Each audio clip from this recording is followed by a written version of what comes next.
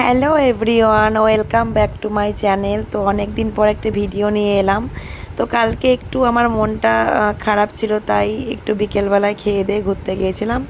কাশিম বাজারে ট্রেন ছিল, তো গিয়েছিলাম একটু জিয়াগঞ্জ।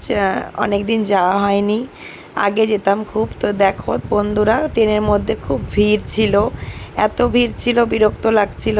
তবুও মনটা খারাপ যেহেতু, তার জন্য একটু ঘুরতে গিয়েছিলাম কি করব ভেবে। তো ওখানে আমই, বিশেষ করে আমইপাড়া কালীবাড়ি দেখতে আমি ঠাকুর দর্শন করতেই গিয়েছিলাম। এই যে সেই জিয়াগঞ্জ শহর আমার খুব প্রিয় একটা জায়গা। ছোট্ট শহর হিসেবে হলেও বেশ সুন্দর লাগে আমার যতবারই যাই। তো যাই হোক, আমি গিয়েছিলাম, একাই গিয়েছিলাম, কাউকে পাইনি সেরকম। অনেক বন্ধুদেরকে বলেছিলাম, কিন্তু তাদের কাজ ছিল, তার জন্য যাইনি। আমি একাই গিয়েছিলাম। তো দেখো তোমরা, ট্রেন থেকে নেমেই আমি টোটো ধরে নিয়েছিলাম আমইপাড়া যাওয়ার জন্য। তো দেখো যাচ্ছি। তারপর টোটো পেয়ে আমি আমইপাড়ার দিকে উদ্দেশ্যে রওনা দিই। তো রাস্তায় এত লাইটিং ছিল, আমার খুব ভালো লাগছিল। কারণ বহরমপুরে তো দেখি, একটু অন্য জায়গায় গিয়ে দেখলে আরও সুন্দর লাগে দেখতে জিনিসটা।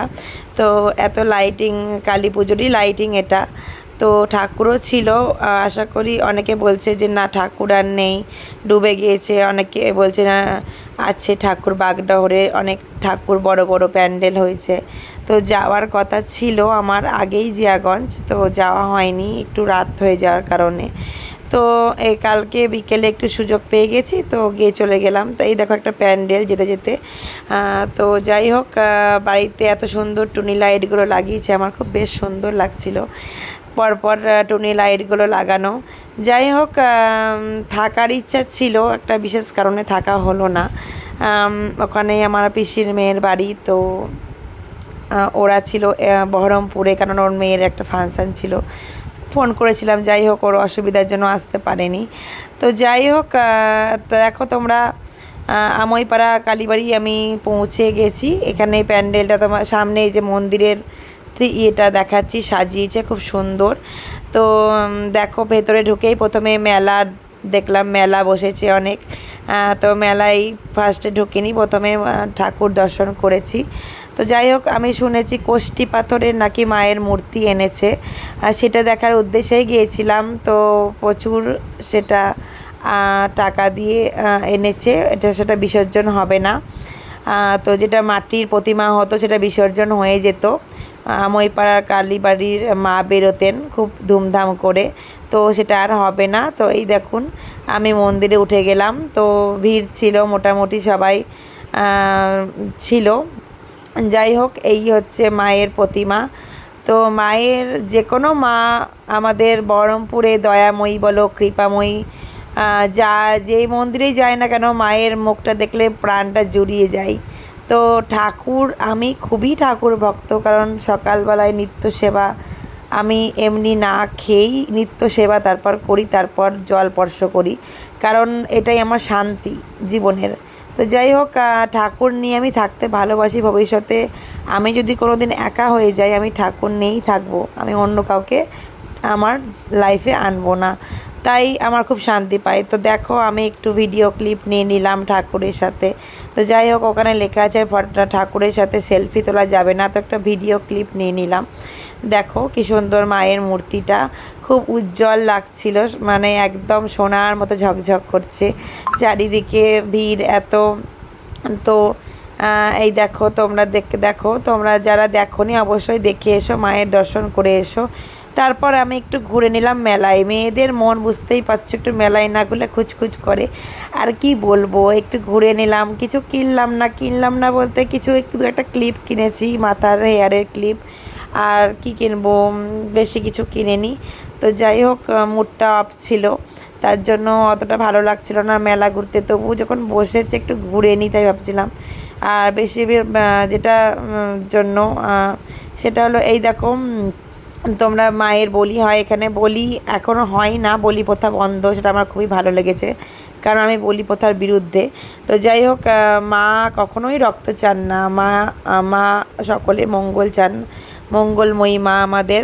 তো যাই হোক, মায়ের মুখ দেখলে সত্যিই প্রাণটা জুড়িয়ে যায়, অনেক কষ্ট কমে যায়। তোমরা দেখো যে মানুষ যে পরিস্থিতিতেই থাকুক না কেন, তারপর দেখো, তারপর জিয়াগঞ্জের একটা ঠাকুর বেরিয়েছিল, তো আমি এখানে গিয়েছিলাম। আমার একটা বন্ধু ডেকেছিল, ওর আজিমগঞ্জে বাড়ি। তো ও বলল যে আসো, যখন এসেছো। আমি যখনই যাই তখনই ওকে ফোন করি। সোমা সিংহ রায়, আজিমগঞ্জে বাড়ি, আমার বন্ধু। যাই হোক, অনেক দিনে খুব ভালো বন্ধু, খুব কাছের বন্ধু। ও অনেক হেল্প করেছে আমাকে। যাই হোক, অনেক হেল্প মানে খুবই হেল্প করেছে আমার বিয়ের সময়। তো যাই হোক, দেখো তোমরা ঠাকুর বেরোচ্ছে, এটা হচ্ছে ভৈরব কালী বলছে। জিয়াগঞ্জের বিখ্যাত হতে হয়তো ভৈরব কালী মায়ের মূর্তি দেখেই তোমরা বুঝতে পারবে যে কতটা জাগ্রত। এখানে এত সুন্দর বাজনা বেরিয়েছিল, মানে আমারই নাচতে ইচ্ছে করছিল। তো দেখা যাক, দেখো মায়ের মূর্তিটা কি সুন্দর, একটা রাগী চেহারা, রুদ্র মূর্তির মতো একদম, কি সুন্দর মায়ের রাগী রাগী চেহারা। মানে একটু চুলটা একটু এবড়ো খেবড়ো হয়ে গিয়েছিলো ওই তারের কারণে, রাস্তা দিয়ে যাচ্ছে তো। তো ভৈরবী মা কালী, ভৈরবী মা বলছে এটাকে। অনেকে বলছিল জোরে জোরে ভৈরবী কালী মায়ের জয়, তো সেই হিসাবেই বললাম, কারণ আমি তো জানি না এখানে। তো যাই হোক, তারপর আমি 8টার ট্রেনে ফিরে গেছিলাম বাড়ি। 8টার ট্রেনে ফিরে আমি চলে এসেছিলাম। তো যাই হোক, মনটা খুব খারাপ ছিল। এই দৃশ্যে আমি বাড়িতে থাকতে ইচ্ছে করছিল না, জিয়াগঞ্জেই থাকতাম, তো হলো না।